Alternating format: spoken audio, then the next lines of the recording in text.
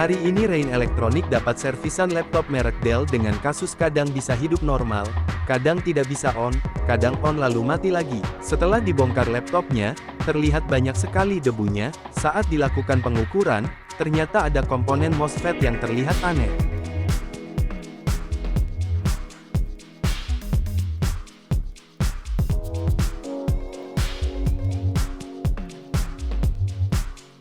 Tanpa pikir panjang, langsung saja cari part penggantinya, lalu ganti komponen yang rusak itu.